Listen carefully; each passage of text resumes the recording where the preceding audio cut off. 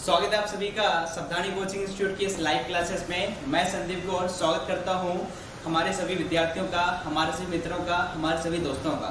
दोस्तों, जैसा सभी जानते हैं कि जब भी किसी घर का निर्माण होता है, कोई मकान बनता है, तो उसकी नींव सबसे महत्वपूर्ण होती है। मतलब नींव जितनी मजबूत होगी उतना ही लंबा मकान एक दीर्घ आयु तक चलेगा, एक लंबे समय तक आपका मकान टिकता है। कहने का मेरा ये तात्पर्य है कि हिंदी व्याकरण से पढ़ने से पहले मैंने आपको हिंदी भाषा और व्याकरण के सामान्य परिचय से अवगत कराया है पिछली कक्षाओं में, क्योंकि यही हमारा आधार बनेगा व्याकरण को पढ़ने के लिए कि भाई हिंदी भाषा क्या थी, हमने उस पर वार्ता की है। पिछली कक्षा में हमने भाषा को अच्छे से समझा है और आज हम हिंदी व्याकरण को प्रारंभ करने वाले हैं। दोस्तों, हिंदी व्याकरण प्रारंभ करने से पहले जैसे हमने पिछली कक्षाओं में मुंशी प्रेमचंद की रचनाएं ट्रिक के माध्यम से देखी थी, आज हम एक महत्वपूर्ण कवि या लेखक की रचनाएं ट्रिक के माध्यम से देखने वाले हैं, जिनका नाम है सूर्यकांत त्रिपाठी निराला जी। जी हाँ दोस्तों, सूर्यकांत त्रिपाठी निराला जी की रचनाएं आज हम ट्रिक से देखने वाले हैं।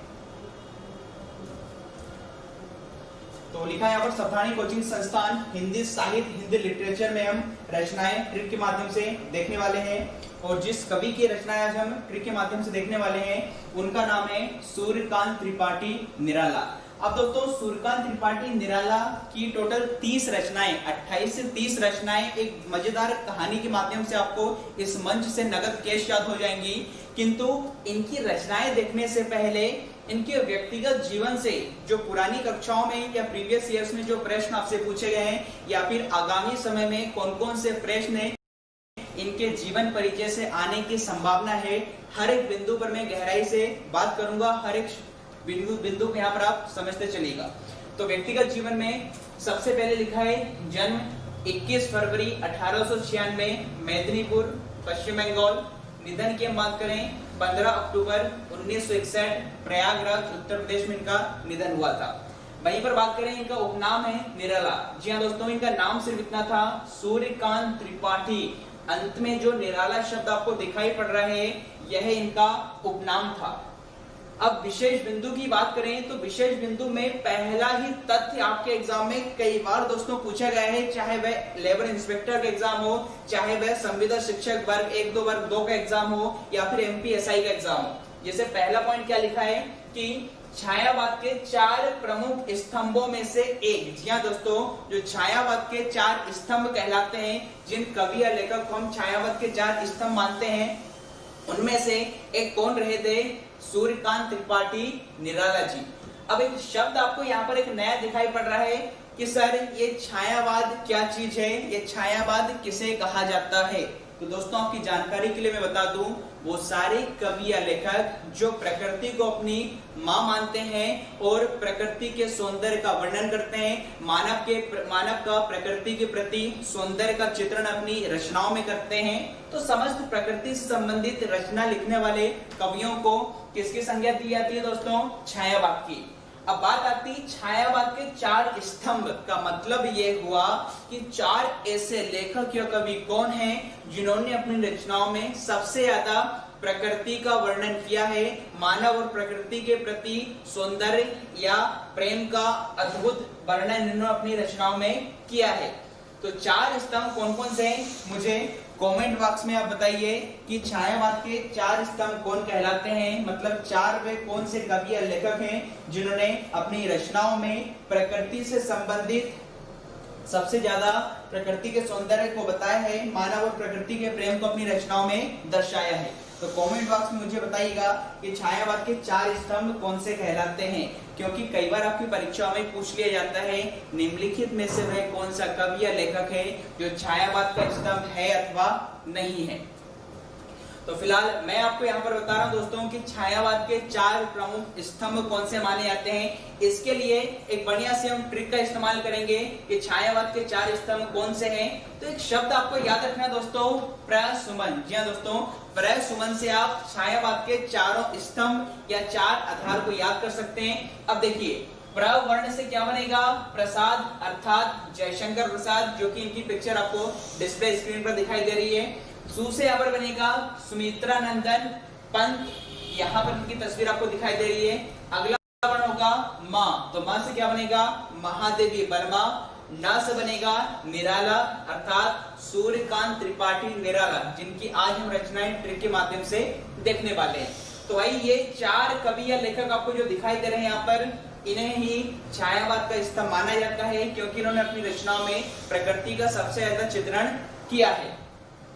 अब एक प्रश्न यहाँ से आपकी पुराने प्रश्न पत्रों में भी पूछी गई है और इस बार तो केबीसी के एग्जाम में भी पूछा गया था। अच्छा सा प्रश्न है आपका कि इन चारों में से वह एकमात्र कौन सा कवि या लेखक है जो मात्र 9 वर्ष की उम्र में कलाधर के उपनाम से रचनाएं लिखने लगा था। जी हाँ दोस्तों, प्रश्न मेरा ये है, इनमें से वह एकमात्र कौन सा कवि या लेखक है जो मात्र 9 वर्ष की अल्प आयु में कलाधर के उपनाम से, जी हाँ दोस्तों, कलाधर के उपनाम से रचनाएं लिखने लगा था। मुझे कमेंट बॉक्स में बताइएगा कि इन चारों में से वह कौन सा एकमात्र कवि या लेखक या लेखिका है जो अपनी 9 वर्ष की आयु में ही कलाधर के उपनाम से, ये दोस्तों यहाँ पर मेंशन कर दूं मैं, कलाधर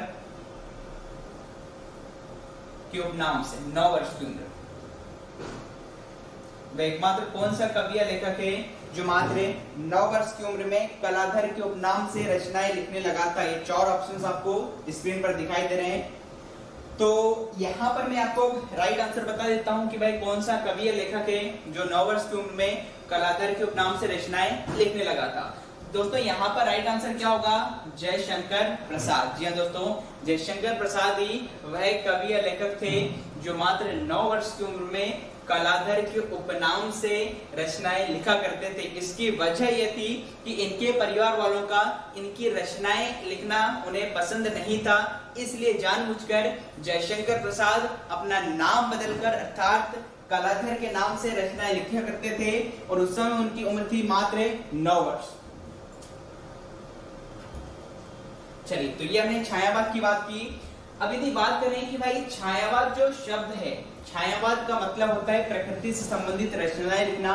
तो ये जो छायावाद शब्द है, इसका सबसे पहले प्रयोग किया था मुकुटधर पांडे ने।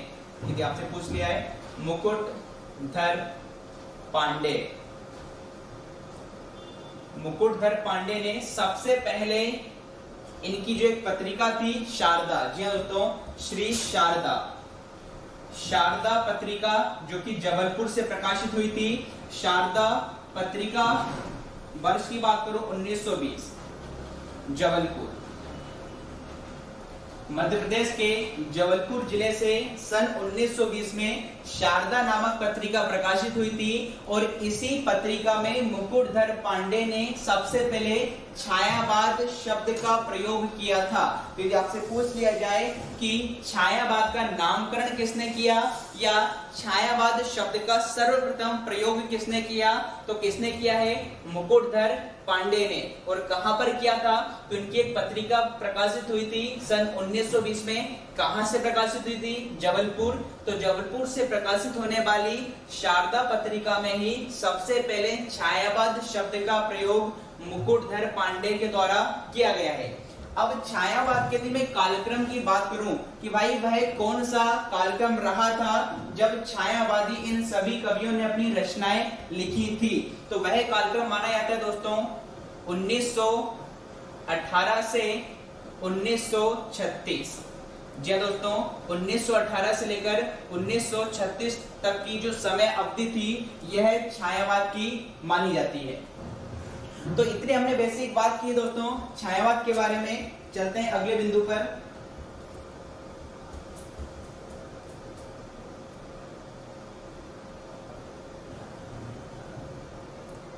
तो विशेष बिंदु में जिसे हमने लिखा था इनके बारे में कि छायावाद के 4 प्रमुख स्तंभों से एक है आपके निराला जी, और 4 कौन कौन थे वो मैं आपको बता चुका हूं। अगला दूसरा महत्वपूर्ण बिंदु लिखा है कि हिंदी में मुक्तक छंद के प्रवर्तक या प्रणेता भी माने जाते हैं। ये भी महत्वपूर्ण प्रश्न आपके लिए है कि हिंदी में आप जब छंद पढ़ते हैं तो दोस्तों सामान्यतः जो छंद होते हैं वह 3 प्रकार के होते हैं। यदि हम छंदों की बात करें तो 3 प्रकार के छंद होते हैं। एक आपने नाम सुना होगा मात्रिक छंद, एक आपने सुना होगा वर्णिक छंद, और तीसरा आपने सुना होगा मुक्तक छंद।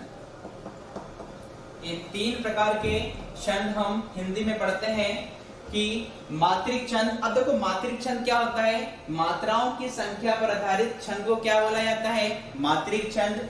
वर्णों की संख्या पर आधारित छंद क्या कहलाता है, वर्णिक छंद। और महत्वपूर्ण आता है मुक्तक छंद। मुक्तक का मतलब ही होता है मुक्त हुआ या स्वतंत्र रूप से, अर्थात ऐसा छंद जो न तो मात्राओं पर आधारित हो ना ही वर्णों पर आधारित हो, ऐसे ही छंद को क्या बोला जाता है, मुक्तक छंद। और हमारा देखो विशेष बिंदु यहाँ पर क्या लिखा है कि हिंदी में मुक्तक छंद के प्रवर्तक या प्रणेता कौन माने जाते हैं, सूर्यकांत त्रिपाठी निराला। मतलब हिंदी में मुक्तक छंद का प्रचलन किसने किया है, तो वह निराला जी ने किया है। अब यहाँ पर हम देखते हैं कि भाई मुक्तक छंद ऐसा छंद है जो न तो मात्राओं पर आधारित है न ही वर्णों पर आधारित है। इसका मतलब ये हुआ कि मुक्तक छंद के अंतर्गत लेखक स्वतंत्र होता है कि वह अपनी कविता में न तो मात्राओं को ध्यान में रखकर लिखेगा न ही वर्णों को ध्यान में रखकर लिखेगा। आपने बचपन में कई कविताएं देखी होंगी जहां पर एक पंक्ति आपको बड़ी दिखाई देती है, फिर छोटी, फिर बड़ी, फिर छोटी, फिर बड़ी, फिर छोटी। तो इस प्रकार की जो कविताएं अपने बचपन में पढ़ी हैं, जहां पर एक पंक्ति बड़ी दिखाई देगी, फिर छोटी, फिर बड़ी, फिर छोटी, तो यहाँ पर कहने का मतलब है लेखक स्वतंत्र है।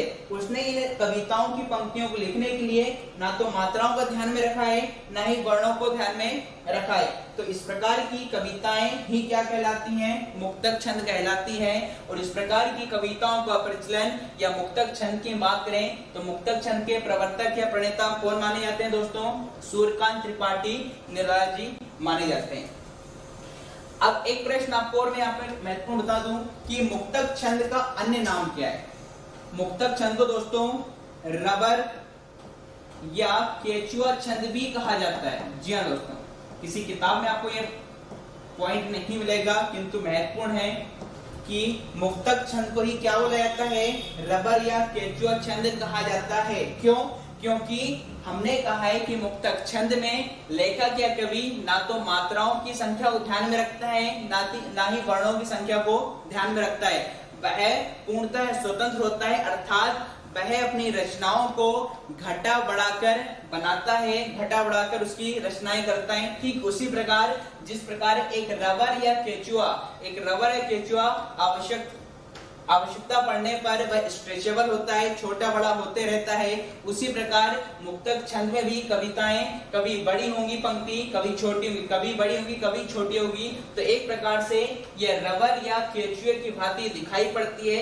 इस कारण मुक्तक छंद को दोस्तों रबर या केचुआ छंद भी कहा जाता है। महत्वपूर्ण बिंदु से आप नोट करेंगे। चलिए अगले बिंदु की हम बात करें।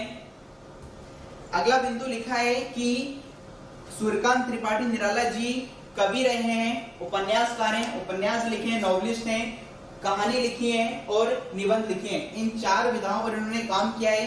कवि भी हैं, कविताएं लिखी हैं, उपन्यास लिखे हैं, कहानी लिखी है और निबंध लिखे हैं। किंतु इन्हें सबसे ज्यादा जो प्रसिद्धि मिली है वह इनकी छायावादी कविताओं के कारण मिली। जी हाँ दोस्तों, इन्होंने जो छायावाद पर जो कविताएं लिखी हैं, अर्थात प्रकृति पर कविताएं लिखने के कारण, प्रकृति के सौंदर्य का अद्भुत चित्रण करने के कारण ये प्रसिद्ध हुए हैं सूर्यकांत त्रिपाठी निराला। और कविताओं के अलावा हालांकि इन्होंने उपन्यास भी लिखे हैं, कहानी भी लिखे और निबंध भी लिखे हैं। अब बात दोस्तों सबसे हमारी महत्वपूर्ण बिंदु की जाती है कि आज जो हम निराला जी की टोटल 30 रचनाएं, जी दोस्तों 28 से 30 रचनाएं आपको नगद कैश याद होंगी। इसी मंच से एक ट्रिक का हमने यहाँ पर सहारा लिया है। दोस्तों ट्रिक कुछ इस प्रकार से रहती है कि जो हमारे कवि हैं निराला जी, तो निराला जी के घर पर भगवान राम की पूजा अर्चना का एक कार्यक्रम रहता है। अब हमें पता है कि हमारे घर में किसी भी प्रकार का फंक्शन रहे या कार्यक्रम रहे तो उस कार्यक्रम की जिम्मेदारी, रिस्पॉन्सिबिलिटी या फिर उसके अरेंजमेंट्स कहें, उसके अरेंजमेंट्स घर के सदस्यों पर निर्भर करते हैं। मतलब हर एक सदस्य को एक रिस्पॉन्सिबिलिटी दे दी जाती है कि आपको यह काम करना है, आपको यह काम करना है। अर्थात जब निराला जी के घर पर भगवान राम की पूजा का प्रोग्राम रखा गया था तो सारी जो प्रोग्राम की जिम्मेदारी है, व्यवस्थाओं की जिम्मेदारी है, इनकी पत्नी अनामिका और इनकी बेटी गीतिका पर रहती है। गीतिका अपने घर पर अपनी सखियों को भी बुला लेती हैं कि भाई हमारे घर पर भगवान राम की पूजा अर्चना का प्रोग्राम आज है, तो आपको मुझे मेरी मदद करना है। अब मदद करने के लिए जब पूजा होती है तो भाई भगवान के लिए माला बनाना है, विभिन्न प्रकार के फूलों का अरेंजमेंट करना है। तो ये तमाम जो आपकी व्यवस्थाएं हैं वह निराला जी की पत्नी उनकी बेटी पर रहती है। अब भगवान की पूजा है तो जाहिर सी बात है किसी विद्वान पंडित को बुलाया जाता है। तो यहाँ पर भगवान राम की पूजा करने के लिए निराला जी के घर पर पूजा करने के लिए गोस्वामी तुलसीदास जी आते हैं और साथ में उनकी पत्नी भी आती है। अब गोस्वामी तुलसीदास और उनकी पत्नी किस प्रकार भगवान राम की पूजा निराला जी के घर पर करती है, जानने के लिए हम चलते हैं कहानी की ओर। जी दोस्तों, तो यहाँ पर जो कहानी लिखी हुई है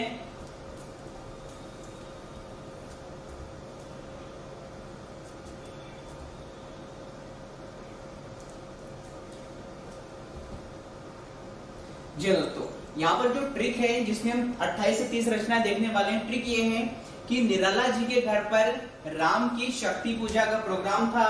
सारे प्रबंध की जिम्मेदारी उनकी पत्नी अनामिका, बेटी गीतिका व उसकी सखियों अलका और प्रभावती पर थी। आगे लिखा है पूजा के लिए तुलसीदास और उनकी चतुर व अप्सरा समान, क्या बात है, और उनकी चतुर व अप्सरा समान बीवी निरुपमा को बुलाया गया था। आगे है फिर तुलसीदास जी संध्या की वेला में गीत गाते हुए जूही की कली, कुकुरमुत्ता, लिली, परिमल और चमेली के नए पत्तों से राम जी की अर्चना आराधना करते हैं। तो ये छोटी सी कहानी है दोस्तों जो कि हमने इनके ऊपर बनाई है इनकी रचनाओं को याद करने के लिए। अब देखो इस कहानी का कंटेंट, मेरा उद्देश्य आपको एक कहानी रटाने से नहीं है। जब भी आपके एग्जाम में यहाँ से प्रश्न पूछा जाएगा तो आपके दिमाग में कंटेंट आएगा कि सर ने कुछ ऐसा बताया था कि निराला जी के घर पर भगवान राम की पूजा का प्रोग्राम था, घर की सारे प्रोग्राम की जिम्मेदारी किस किस पर थी, पूजा में कौन आया था, किसने पूजा की है, किस प्रकार के फूलों का इस्तेमाल किया गया है। तो कहानी का कंटेंट आपके दिमाग में आ चुका है। अब इस कंटेंट से कितनी रचनाएं देखो यहाँ से निकल कर आएंगी, हर एक पर हम बात करेंगे। जैसे हमने यहाँ पर लिखा है कि तुलसीदास जी के घर पर राम की शक्ति पूजा का प्रोग्राम था। जी हाँ दोस्तों, पहले ही इनकी रचना बन जाएगी राम की शक्ति पूजा, पहले इनकी रचना बन जाएगी राम की शक्ति पूजा। आगे हमने लिखा है सारे प्रबंध। तो ये जो प्रबंध शब्द आपको दिखाई पड़ रहा है, इस प्रबंध से दो रचनाएं निकल कर आएंगी। एक होगा प्रबंध पदम और एक होगा प्रबंध प्रतिमा। जी दोस्तों, दो रचनाएं हमने इस प्रबंध शब्द से बनाई है। पहला है प्रबंध पदम, पदम मतलब कमल को कहा जाता है, प्रबंध पदम। दूसरा है प्रबंध प्रतिमा। अगली बात करें कि जिम्मेदारी उनकी पत्नी अनामिका। तो अगली रचना क्या बन जाएगी दोस्तों यहाँ से इनकी अगली जो, तो पहली बनी थी राम की शक्ति पूजा, फिर हमने प्रबंध से दो रचना बनाई है। अगली रचना इनकी बनेगी अनामिका, फिर हमने लिखी है बेटी गीतिका। तो अगली रचना क्या बन जाएगी गीतिका व उसकी सखियों। तो यहाँ से शब्द आपको मिला है सखी, अगली रचना क्या बन जाएगी सखी। आगे है अलका और प्रभावती प्रति। जी हाँ, गीतिका की जो दो सखी थी कौन थी, अलका और प्रभावती। तो अगली रचना कौन सी होगी अलका, फिर अगली कौन सी होगी प्रभावती। आगे है पूजा के लिए तुलसीदास जी और उनकी चतुर व अप्सरा समान बीवी निरुपमा को बुलाया गया था। तो तुलसीदास जी एक सबसे महत्वपूर्ण रचना है। जी दोस्तों, कई बार आपके एग्जाम में पूछा गया है तुलसीदास किसकी प्रसिद्ध रचना है। अब प्रसिद्ध रचना क्यों कह रहा हूं, क्योंकि यह तुलसीदास के जीवन पर आधारित है और यह अपने आप में दोस्तों खंड काव्य है। दो प्रकार के काव्य आपने देखे होंगे, एक होता है महाकाव्य और दूसरा होता है खंड काव्य। तो महाकाव्य का मतलब ही होता है कि ऐसा काव्य जिसमें किसी प्रसिद्ध व्यक्ति या इतिहास प्रसिद्ध व्यक्ति के संपूर्ण जीवन का वर्णन होता है, मतलब जन्म से लेकर अंत तक जिसमें वर्णन हो, ऐसी रचना को महाकाव्य कहा जाता है। जिसमें बात करूं रामचरितमानस, रामचरितमानस में भगवान श्री राम के जन्म से लेकर अंत तक का संपूर्ण वर्णन है, इसलिए रामचरितमानस को हम महाकाव्य की संज्ञा देते हैं। और खंडकाव्य का मतलब होता है ऐसा काव्य जिसमें जीवन की किसी एक पक्ष का वर्णन हो, जीवन की किसी एक ही घटना का वर्णन हो, उसे तो क्या कहा जाता है, खंडकाव्य। तो तुलसीदास जी इनका दोस्तों एक खंडकाव्य है जो कि 101 छंदों में रचित है। जी दोस्तों, तुलसीदास में टोटल 101 छंद है और यह अपने आप में क्या है, खंडकाव्य महत्वपूर्ण है। आगे लिखा है उनकी चतुर व अप्सरा समान। तो चतुर शब्द से इनकी बनेगी रचना चतुरी चमार। जी हाँ दोस्तों, चतुर से जो रचना बनेगी वह होगी चतुरी चमार। अगला है अप्सरा, अगली रचना इनकी बन जाएगी अप्सरा। अगली रचना बनेगी बीवी। जो बीवी शब्द है, इस बीवी शब्द से इनकी रचना बनेगी सुकुल की बीवी। जी हाँ दोस्तों, बीवी शब्द से कौन सी रचना बनेगी, सुकुल की बीवी। अगली बन जाएगी निरुपमा। आगे बात करें फिर तुलसीदास, तो तुलसीदास जी आपका है यहाँ पर। अगला आपका है संध्या। तो संध्या से बनेगा सांध्य काकली। जी हाँ दोस्तों, संध्या से जो रचना बनेगी वह होगी सांध्य काकली। अगला बनेगी बेला। फिर बेला के बाद होगा गीत। तो गीत से बन जाएगा इनका गीत गुंज। अगला बनेगी जूही की कली। अगली आपकी बनेगी कुकुरमुत्ता, फिर लिली, फिर परिमल, फिर चमेली। और इस प्रकार से अगली बन जाएगी नए पत्ते। और क्या करते हैं, अर्चना आराधना। तो अगली रचना बनेगी अर्चना और अगली बन जाएगी आपकी आराधना। इस प्रकार इस ट्रिक से हमने 28 से 30 रचनाएं इनकी देखी हैं। अब इन्हीं को मैं एक बार फिर से आपको बोर्ड पर बता रहा हूं।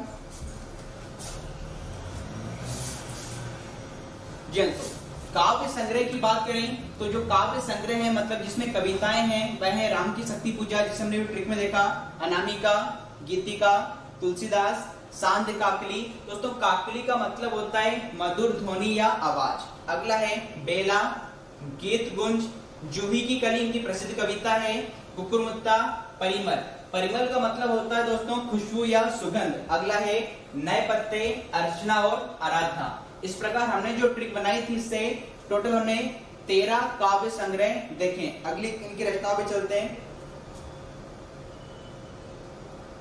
अब इनके काव्य संग्रह से कुछ महत्वपूर्ण बिंदु मैंने यहाँ पर मेंशन करके रखे हैं। जैसे लिखा है प्रथम कविता। जी हाँ दोस्तों, यदि इनकी प्रथम कविता की बात करें तो इनकी जो प्रथम कविता थी निराला जी की वह कौन सी थी, जूही की कली 1916 ईस्वी में आपकी लिखी गई थी। अंतिम कविता की बात करें तो इनकी अंतिम कविता थी जो कि ट्रिक में शामिल नहीं है, पत्रोत्कंठित जीवन का विष बुझा हुआ है। इसका एग्जैक्ट सन नहीं है इसलिए हमने मेंशन नहीं किया है। प्रथम काव्य संग्रह पूछे मतलब ऐसा संग्रह जो कविताओं से भरा हुआ था, तो प्रथम काव्य संग्रह था इनका अनामिका। अंतिम काव्य संग्रह था इनका सांध्य काकली। और काकली का मतलब होता है मधुर ध्वनि या आवाज। प्रसिद्ध खंडकाव्य जिसकी मैंने बात की कई बार एग्जाम में पूछा गया है, तो तुलसीदास इनका प्रसिद्ध खंडकाव्य है जो कि 101 छंदों में रचित है। अगली रचनाओं पे हम चलते हैं। अब देखो उपन्यास कौन कौन से बनेंगे, अप्सरा जिसे हमने ट्रिक में मेंशन किया था, अप्सरा, अलका, प्रभावती, निरुपमा, चमेली। जी हाँ दोस्तों, ये 5 इनके उपन्यास हैं, जिसमें से जो चमेली उपन्यास है इनका एक अपूर्ण उपन्यास है। इसके लिखने के दौरान इनका निधन हो गया था। अगली रचनाओं पे हम चलें। अब कहानी संग्रह कौन कौन से हैं, तो लिली, सखी, बीवी हमने कौन सी रचना बनाई थी, सुकुल की बीवी, चतुरी चमार। तो ये 4 इनके कहानी संग्रह हैं। अब दोस्तों जो सखी इनका जो कहानी संग्रह है इसी का नाम परिवर्तित करके आगे क्या बनाया था, चतुरी चमार। लिखा हुआ है कि सखी संग्रह की कहानियों का ही चतुरी चमार नए नाम से पुनर्प्रकाश इसका किया गया था। अगली रचनाओं पे चले।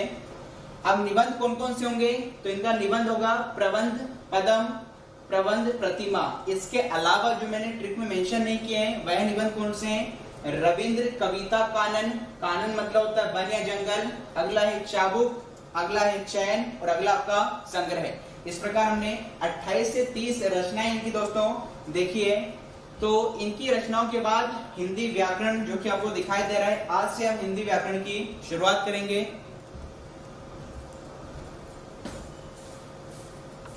तो दोस्तों जैसा हमने देखा था प्रीवियस कक्षा में हमने हिंदी भाषा और व्याकरण के सामान्य परिचय की बात की थी।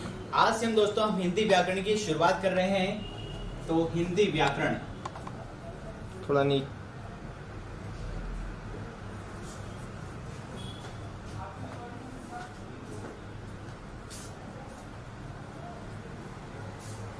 अब दोस्तों हिंदी पर तो हम काफी विस्तार से चर्चा कर चुके हैं। आज हम अब देखने वाले हैं, चूंकि व्याकरण हम प्रारंभ कर रहे हैं, तो सबसे पहले हम इस व्याकरण शब्द को थोड़े गहराई से समझेंगे।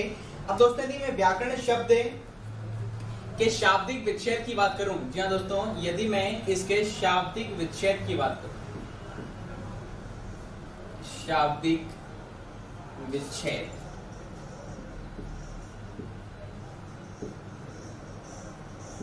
तो शाब्दिक विच्छेद का मतलब दोस्तों यह होता है कि भाई जो व्याकरण जो शब्द है, जो व्याकरण आपका शब्द है, यह किन पदों का योग है, किन पदों से मिलकर यह व्याकरण शब्द आपका बना है। तो दोस्तों जो व्याकरण शब्द है ये 3 पदों का योग होता है, वि धन आ धन करण। जी हाँ दोस्तों, बिल्कुल गहराई से मैं आपको बता रहा हूं हर एक बिंदु के यहाँ पर, कि जो व्याकरण शब्द के शाब्दिक विच्छेद की बात करूं तो यह होता है वि धन आ धन करण। अब आपको पता है कि भाई यहाँ पर वि और आ, यह तो क्या है आपके उपसर्ग, उपसर्ग आपके किसी भी शब्द के प्रारंभ में या आरंभ में लगाए जाते हैं। तो वि और आ तो यहाँ पर क्या आपके उपसर्ग हैं। अब करण का मतलब क्या होता है दोस्तों, मुझे कमेंट बॉक्स में मुझे ये बताइए कि क्या आपको इस करण शब्द का अर्थ पता है अथवा नहीं। जब हम हिंदी में कारक पढ़ते हैं तो कारकों में से एक कारक का नाम आता है दोस्तों करण कारक, या इंग्लिश में जिसे बोला जाता है इंस्ट्रूमेंटल केस। जी हाँ दोस्तों, इंस्ट्रूमेंटल केस या करण कारक। तो करण का मतलब क्या होता है, तो दोस्तों फिलहाल मैं आपको बता देता हूं, इस करण का मतलब होता है साधन या माध्यम। क्या दोस्तों, करण का मतलब होता है साधन या माध्यम।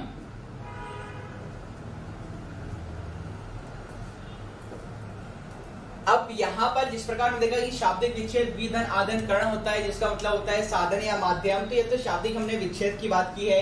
अब हम यदि बात करें क्या कि व्याकरण का अर्थ क्या होता है, या शाब्दिक अर्थ की बात करें, शाब्दिक अर्थ पर हम चर्चा कर रहे हैं। तो दोस्तों यहां पर आपको बता दें कि जो व्याकरण शब्द है जिसका विच्छेद वि धन आ धन करण होता है, वि और आ यहाँ पर उपसर्ग है, और करण का मतलब होता है साधन या माध्यम।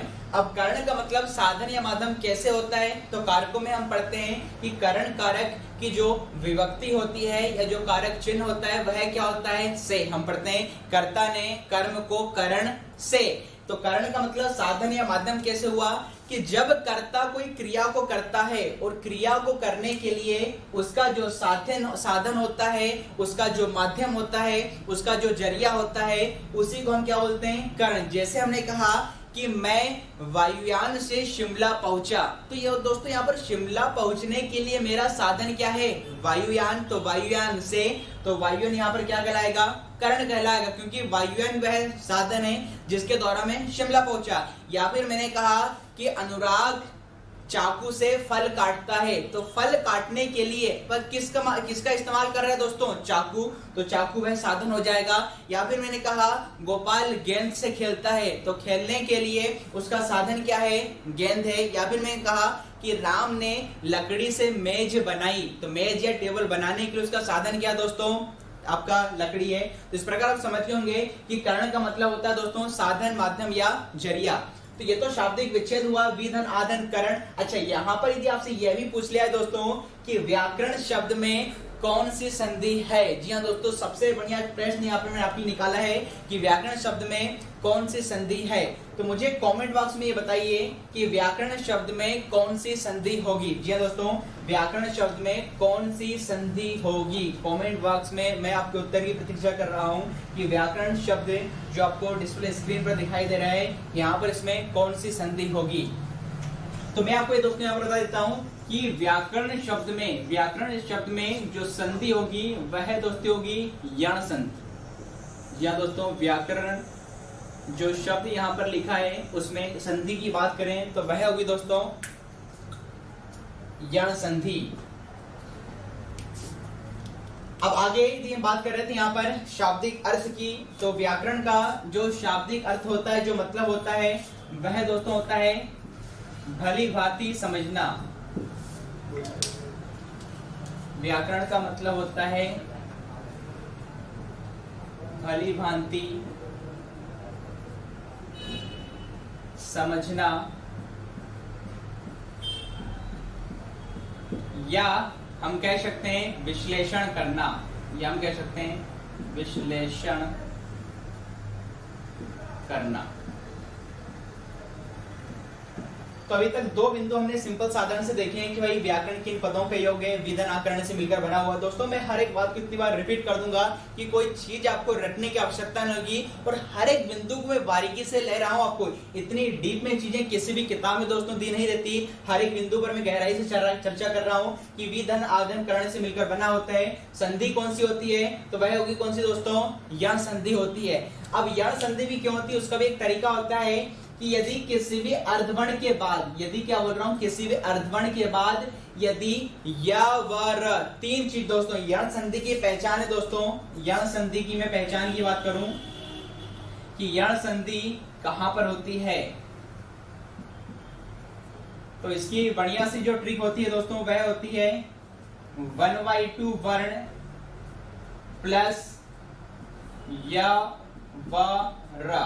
अर्थात यदि किसी भी 1/2 का मतलब है अर्धवर्ण, यदि किसी भी अर्धवर्ण के बाद यदि आपको य व र में से कोई वर्ण दिखाई दे रहा हो तो वहां पर यण संधि होती है। तो यहाँ पर आप देखेंगे अर्धवर्ण क्या है, व, मतलब 1/2 वर्ण की बात करें, वंशी का आधा है, और उसके बाद य व र, तीनों में से कौन सा वर्ण यहाँ पर दिखाई दे रहा है, य। इसका मतलब संधि कौन सी होगी आपकी, यण संधि। अब हालांकि कुछ ऐसी भी स्थितियां होती हैं कि ऐसा हमेशा नहीं होता कि 1/2 वर्ण हो और उसके बाद यदि य व र हो तो वहां पर यण संधि होगी। इसके अलावा वहां पर दूसरी संधि भी हो सकती है, बट फिर भी आपका 90% बात करें तो यह ट्रिक आपको फॉलो करेगा कि 1/2 वर्ण के बाद य व र होने पर वहां पर यण संधि होती है। अब किन किन स्थितियों में नहीं होगी, तो जब मैं संधि पर वार्ता करूंगा वह भी आपको भलीभांति रूप से बताऊंगा।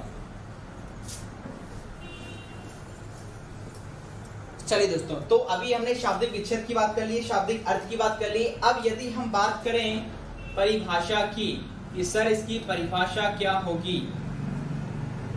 जी हाँ दोस्तों, यदि परिभाषा की बात करें कि व्याकरण की परिभाषा क्या होगी, दोस्तों बता दूं कि चाहे कोई सी भी भाषा हो, चाहे आपकी वह हिंदी भाषा हो, चाहे उर्दू भाषा हो, चाहे मैं अंग्रेजी भाषा की बात करूं, यदि किसी भी भाषा का आप शुद्ध उच्चारण करना चाहते हैं, उसका शुद्ध प्रयोग करना चाहते हैं, उसका शुद्ध लेखन करना चाहते हैं, तो हमें उस भाषा के व्याकरण का ज्ञान होना अत्यंत आवश्यक है। अतः मैं ये कह सकता हूँ कि व्याकरण एक ऐसी पुस्तक होती है, ऐसा ग्रंथ होता है, ऐसा शास्त्र होता है, ऐसी रचना होती है, ऐसी कृति होती है जो हमें उस भाषा के शुद्ध उच्चारण, शुद्ध प्रयोग और शुद्ध लेखन का ज्ञान प्रदान करता है। इसका मतलब है तीन चीज दोस्तों, परिभाषा में आपको तीन चीज ध्यान में रखनी है। क्या, कि व्याकरण वह शास्त्र है, व्याकरण वह शास्त्र कह सकते हैं दोस्तों, या ग्रंथ कह सकते हैं, या कोई कृति कह सकते हैं, या कोई रचना कह सकते हैं, या कोई पुस्तक कह सकते हैं। तो परिभाषा की बात करें कि भाई व्याकरण वह शास्त्र है, वह ग्रंथ है, वह कृति है, वह रचना है जो हमें किसका ज्ञान प्रदान करेगा दोस्तों, शुद्ध उच्चारण,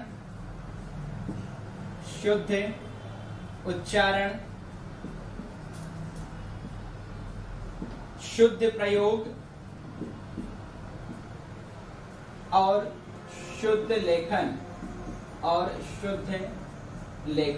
जी हाँ दोस्तों, तीन चीजें आपको ध्यान में रखना है व्याकरण की परिभाषा के संदर्भ में, कि व्याकरण वह शास्त्र है, वह ग्रंथ है, वह रचना है जो हमें किसी भी भाषा के शुद्ध उच्चारण, शुद्ध प्रयोग और शुद्ध लेखन का ज्ञान प्रदान करता है। यदि आप किसी भी भाषा को जानना चाहते हैं, उसका शुद्ध उच्चारण करना चाहते हैं, उसका प्रयोग करना चाहते हैं, उसका लेखन करना चाहते हैं, तो हमें उसके व्याकरण का ज्ञान होना अत्यंत आवश्यक है। और हमने वही बात कही है परिभाषा के तौर पर, कोई व्याकरण ऐसा शास्त्रीय होता है, ऐसा ग्रंथ होता है जो हमें किसी भाषा के शुद्ध उच्चारण, शुद्ध प्रयोग और लेखन का ज्ञान प्रदान करता है। तो कुछ बेसिक समझने चीजें देखिए, शाब्दिक विच्छेद, शाब्दिक अर्थ और परिभाषा।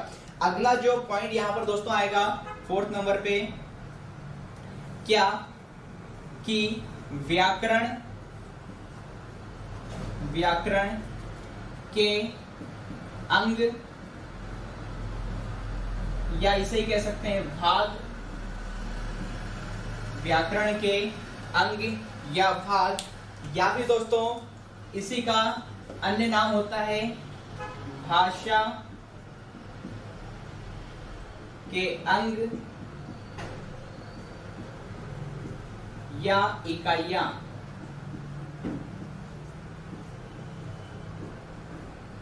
अगला जो हमारा महत्वपूर्ण बिंदु दोस्तों 4th नंबर पे, कि व्याकरण के अंग, भाग या भाषा के अंग या इकाइयां। तो मुझे यहाँ पर कमेंट बॉक्स में आप सबसे पहले ये बताइए कि व्याकरण के कितने अंग होते हैं। कई बार आपकी परीक्षाओं में पूछा जाता है कि व्याकरण के कितने अंग होते हैं, व्याकरण के कितने भाग होते हैं, या फिर दूसरे शब्दों में कहें कि भाषा के कितने अंग होते हैं या भाषा की कुल कितनी इकाइयां होती हैं। दोस्तों व्याकरण के अंग का मतलब यहाँ पर मैं उसके आंतरिक गुण की बात कर रहा हूँ, उसके इंटरनल प्रॉपर्टी की बात कर रहा हूँ। आपके हिंदी के पाठ्यक्रम में चाहे कितने भी बिंदुओं को क्यों न जोड़ दिया जाए, किंतु यहाँ पर व्याकरण के मोटे तौर पर कितने अंग माने जाते हैं, कितने भाग माने जाते हैं, या फिर दूसरे शब्दों में भाषा के कितने अंग होते हैं या कुल कितनी इकाइयां होती हैं, ये मुझे आपको कमेंट बॉक्स में बताना है। चाहे तो मैं आपको ऑप्शन दे सकता हूं 1 2 3 4, ये 4 आपके पास हैं, आपके 1 2 3 4। क्या व्याकरण के 1 अंग होंगे, 2 होंगे, 3 होंगे या 4 होंगे? ऐसे तथ्य दोस्तों किताबों में आपको नहीं मिलते हैं, ऐसे तथ्य सिर्फ आपको हमारी क्लासेस में देखने को मिलेंगे। तो मुझे कमेंट बॉक्स में बताइए कि व्याकरण के कितने अंग होते हैं, कितने भाग होते हैं, या भाषा के कितने अंग होते हैं या कितनी इकाइयां होती हैं। कमेंट बॉक्स में जल्दी से मुझे अपना आंसर दीजिए दोस्तों कि व्याकरण के कितने अंग होते हैं। ऑप्शन आपको एग्जाम में मान के चलिए दे दिए गए 4, 1 2 3 4। कितने अंग माने जाते हैं व्याकरण के या भाषा के अंग या इकाइयां कितनी मानी जाती हैं?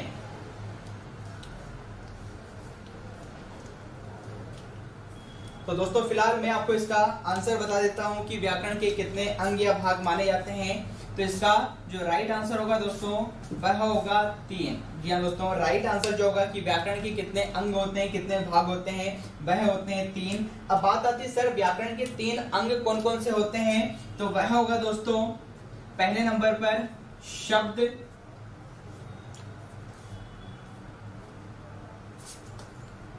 चलिए पहले नंबर पर हम ले लेते हैं वर्ण, सबसे छोटी इकाई है क्योंकि ये वर्ण। दूसरे नंबर पे होगा दोस्तों शब्द, और तीसरे नंबर पे जो अंग या इकाई मानी जाती है वह होती है दोस्तों वाक्य। जी हाँ दोस्तों, तो ये व्याकरण के 3 अंग माने जाते हैं, वर्ण, शब्द और वाक्य। इसे ही बोला जाता है भाषा की इकाइयां और भाषा के अंग। इसका तात्पर्य यह हुआ कि हम हिंदी व्याकरण में जितने भी बिंदु पढ़ते हैं, चाहे वह रस हो, छंद हो, अलंकार हो, संधि हो, जितने भी टॉपिक में पढ़े, उपसर्ग हो, प्रत्यय हो, चाहे कितने भी बिंदु आपके पाठ्यक्रम में क्यों न जोड़ दिए जाएं, वास्तविक रूप से वास्तविकता यह है कि व्याकरण के जो टोटल अंग होते हैं, मतलब हिंदी के संपूर्ण ग्रामर को, संपूर्ण व्याकरण को कितने भागों में वर्गीकृत किया जाता है, कितने भागों में विभाजित किया जाता है, तो वह आंसर कितना होगा दोस्तों 3। ये 3 आपके अंग होते हैं व्याकरण के, वर्ण, शब्द और वाक्य। अब यहाँ पर थोड़ा ध्यान दीजिएगा, कई किताबों में, वैसे तो कुछ ही किताबों में इसका आंसर आपको मिलेगा, फिर भी यदि आप देखेंगे कुछ किताबों में भाषा के या व्याकरण के जो अंग माने जाते हैं वह दोस्तों 4 दिए गए हैं। तो आपकी जानकारी के लिए बता रहा हूं दोस्तों, इस प्रकार की किसी भी आपको छलावे या भ्रम में नहीं आना है। वास्तविकता यही है कि संपूर्ण हिंदी व्याकरण को, समस्त ग्रामर को 3 भागों में वर्गीकृत किया जाता है। 3 ही इसका राइट आंसर होगा, वर्ण, शब्द और वाक्य। तो व्याकरण के जो अंग हमने देखे हैं वो 3 होंगे, वर्ण, शब्द और वाक्य। अर्थात संपूर्ण हिंदी व्याकरण को हम 3 दृष्टिकोण से देखेंगे, वर्ण, शब्द और वाक्य। अब दोस्तों यहां से बहुत ही महत्वपूर्ण तथ्य निकल कर आने वाला है जिसकी मैं चर्चा कर रहा हूं आगे।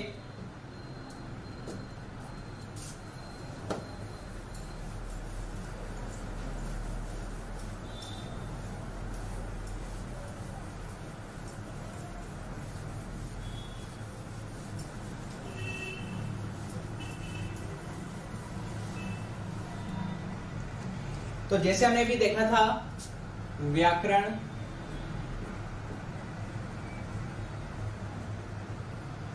के अंग,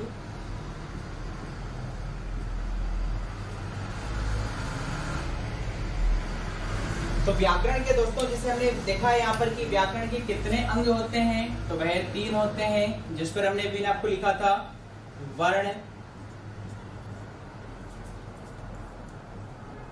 शब्द और अगला होगा वाक्य। समस्त हिंदी व्याकरण को 3 भागों में वर्गीकृत किया जाता है और वह है दोस्तों वर्ण, शब्द और वाक्य। तो ये तो एक पहला प्रश्न आपके एग्जाम में पूछ दिया गया है कि भाई बताइए भाषा की कितनी इकाइयां होती हैं, भाषा के कितने अंग होते हैं या व्याकरण के कितने भाग होते हैं। तो आंसर कितना आएगा 3, वर्ण, शब्द और वाक्य। अब यहाँ से जो तथ्य दोस्तों निकल कर आने वाला है, सबसे महत्वपूर्ण प्रश्न जो आपकी परीक्षाओं में कई बार पूछा गया है और किसी भी किताब में इसका जिक्र नहीं होता, और जहां पर जिक्र नहीं होगा उस तथ्य को इस क्लास में आपको सुनने और देखने को पढ़ने को मिलेगा। जैसे पहले मैं तथ्य की बात करूं दोस्तों, यदि पहले तथ्य की मैं बात करूं तो जैसा हम सभी को इतना आपको पता होगा कि वाक्य किससे मिलकर बनता है, शब्दों के सार्थक समूह से। जी हाँ दोस्तों, वाक्य की जो रचना होती है वह किससे होती है, शब्द से। और शब्द किससे मिलकर बनता है, वर्णों के सार्थक समूह से। अवरोही क्रम में मैंने आपको बता रहा हूं कि वाक्य किससे मिलकर बनता है, शब्दों से। शब्द किससे मिलकर बनता है दोस्तों, आपके वर्णों से। अब जो तथ्य आपके सामने, जो तथ्य मैं आपके समक्ष रखने वाला हूं वह यह है कि अर्थ के आधार पर, यदि आपसे पूछा जाए अर्थ के आधार पर, अर्थ के आधार पर व्याकरण के कितने अंग होंगे या कितने भाग होंगे। जी हाँ दोस्तों, गौर से मेरे प्रश्न को देखिए। वैसे तो हमने कहा कि व्याकरण के 3 अंग होते हैं, अब मैं चर्चा कर रहा हूं यदि आपसे एग्जाम में इस प्रकार से मेंशन रहे कि अर्थ के आधार पर बताइए भाषा के कितने अंग होंगे या कितने भाग होंगे। कमेंट बॉक्स में मुझे बताइए कि अर्थ के आधार पर भाषा की कितनी इकाइयां होंगी या व्याकरण के कितने अंग होंगे या कितने भाग होंगे। जी हाँ दोस्तों, कमेंट बॉक्स में मुझे बताइएगा फास्ट कि अर्थ के आधार पर भाषा या व्याकरण के कितने अंग होंगे। तो मैं आपको यहाँ पर दोस्तों बता रहा हूं, इसका जो राइट आंसर होगा वह होगा दोस्तों 2। जी हाँ दोस्तों, अर्थ के आधार पर यदि आपसे पूछा जाए कि अर्थ के आधार पर व्याकरण के कितने अंग होते हैं तो वह होगा 2। अब बात आ गई सर 2 कौन कौन से होंगे, तो यदि आपको पता है कमेंट बॉक्स में तो मुझे बता सकते हैं कि अर्थ के आधार पर व्याकरण के 2 अंग कौन कौन से होंगे। तो राइट आंसर होगा यहाँ पर दोस्तों शब्द और वाक्य। मात्र अर्थ के आधार पर यही 2 भाग माने जाते हैं। अब बात आती है कि सर वर्ण को क्यों नहीं माना जाता, तो दोस्तों आपको बता दूं वर्ण भाषा की वह छोटी से छोटी इकाई होती है जिसका हम अंतिम विभाजन नहीं कर सकते या जिसका अपना निश्चित अर्थ नहीं होता। अर्थात वर्णों का कोई निश्चित अर्थ नहीं होता। जैसे मैंने कहा आ, आप क्या समझेंगे, कोई अर्थ नहीं निकलेगा। मैंने कहा माँ, मैंने कहा ला, मैंने कहा का, इसका मतलब है वर्णों का कोई निश्चित अर्थ नहीं निकलता है। अर्थ किसका निकलेगा, वाक्य का। अर्थ किसका होगा, शब्द का। इसलिए अर्थ के आधार पर यदि आपसे पूछा जाए कि कितने अंग होंगे व्याकरण के, तो राइट आंसर कितना होगा दोस्तों 2, शब्द और वाक्य। जी दोस्तों, अर्थ के आधार पर इसके 2 भाग होते हैं, एक होगा आपका शब्द और दूसरा होगा वाक्य। अब यहीं से दोस्तों एक और महत्वपूर्ण तथ्य मैं आपको बताने जा रहा हूं। यदि आपसे पूछा जाए कि व्याकरण का सबसे बड़ा अंग कौन सा होगा, जी हाँ दोस्तों, यहीं से आपसे पूछा जाए कि भाषा का सबसे बड़ा अंग या व्याकरण का, भाषा या व्याकरण का सबसे बड़ा अंग,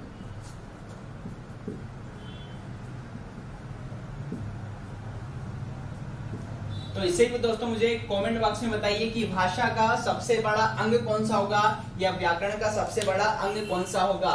तो जैसे हमने भी देखा था कि एक वाक्य मिलकर किससे बनता है, शब्द से। शब्द किससे मिलकर बनता है, वर्ण से। इसका मतलब है सबसे बड़ा अंग यहाँ पर भाषा का क्या होगा, वाक्य होगा। तो राइट आंसर आपको मिलेगा दोस्तों यहाँ से वाक्य। जी हाँ दोस्तों, सबसे बड़ा जो इसका जो अंग होगा वह कौन सा होगा, आपका वाक्य। तो यहाँ पर अब हम स्टार्टिंग से चर्चा करने वाले हैं वर्ण पे भी हम विस्तार से गहराई से अध्ययन करेंगे, शब्द पर भी करेंगे और वाक्य भी करेंगे। सबसे पहले हम देखने वाले हैं दोस्तों कि वर्ण क्या होता है। जी हाँ दोस्तों, सबसे पहला जो हम वार्ता करने जा रहे हैं वह है आपका दोस्तों वर्ण। व्याकरण का जो पहला भाग माना जाता है वह है दोस्तों वर्ण। अब वर्ण किसे कहा जाता है या वर्ण आया कहां से, वर्ण कैसे बनता है, हर एक बिंदु पर हम विस्तार से चर्चा करने वाले हैं। तो दोस्तों जो भाषा की जो सबसे छोटी इकाई मानी जाती है, जी हाँ दोस्तों, भाषा की सबसे छोटी मैं इकाई की बात करूं तो भाषा की सबसे छोटी इकाई कौन सी होती है? मौखिक रूप से। यदि आप में से किसी को इसका आंसर पता है तो कमेंट बॉक्स में मुझे जरूर बताइए कि भाषा की सबसे छोटी इकाई कौन सी होती है। तो फिलहाल मैं आपको बता दूं कि जो वर्ण जो आपको हमने यहाँ पर लिख कर रखा है कि वर्ण किससे मिलकर बनता है? ध्वनि से। जी हाँ दोस्तों, वर्ण किससे मिलकर बनता है? ध्वनि। और ध्वनि का मतलब यहाँ पर किससे दोस्तों? आपके साउंड से, आपके आवाज से। इसका मतलब है कि भाषा की सबसे जो छोटी इकाई होती है वह क्या होती है? ध्वनि। इसका मतलब है कि जो ध्वनि होती है, जो आवाज होती है, वह तो सबसे छोटी इकाई है। जैसे यदि मैं उच्चारण कर रहा हूं अ, क, म, तो ये जो मैं आपको बोल रहा हूं तो ये आपकी क्या कहलाती है दोस्तों? ध्वनि। और जब इस ध्वनि को मैं लिखित रूप दे देता हूं, मैं इसे सांकेतिक रूप दे देता हूं। जैसे अभी मैं ध्वनि को उच्चारण कर रहा था क, ल, म, अ, इस प्रकार से। जब ध्वनि को आप लिखित रूप दे देते हैं या एक सांकेतिक रूप दे देते हैं तो वह दोस्तों क्या बन जाता है? आपका वर्ण। तो इस प्रकार से यहाँ पर हम कह सकते हैं क्या कि यदि आपसे पूछा जाए कि भाषा की सबसे छोटी इकाई मौखिक रूप से कौन सी होती है? मौखिक का मतलब जिससे मुख से जिसका आप उच्चारण करें, मौखिक रूप। तो मौखिक रूप से दोस्तों भाषा की सबसे छोटी इकाई, सबसे छोटी इकाई तो वह क्या होगी दोस्तों? ध्वनि। और जब आप किसी भी ध्वनि को लिखित रूप से लिख देते हैं, जैसे मैं बात करूं यहाँ पर, मैं जो ध्वनि को भी उच्चारित कर रहा था अ, क, म, इस प्रकार से मैं यहाँ पर इसे लिखित रूप दे दूं। इस प्रकार से मैंने लिखा आपका क, इस प्रकार से मैंने लिखा है अ, इस प्रकार से मैंने आपका लिखा है म। तो यहाँ पर जो भी मैं ध्वनि उच्चारित कर रहा था, जब इसको मैंने लिखित रूप दे दिया, मैंने इसको लिख दिया, तो यह लिखित रूप क्या कहलाता है दोस्तों? वर्ण कहलाता है। इसका मतलब यह हुआ कि वर्ण किससे मिलकर बनता है? ध्वनि से मिलकर बनता है। और बात करें परिभाषा की तो परिभाषा इस प्रकार से बनाई जा सकती है कि भाषा की सबसे छोटी इकाई, जी हाँ दोस्तों, मौखिक रूप से भाषा की सबसे छोटी इकाई ध्वनि के लिखित रूप को ही, जी हाँ दोस्तों, ध्वनि के लिखित रूप को ही,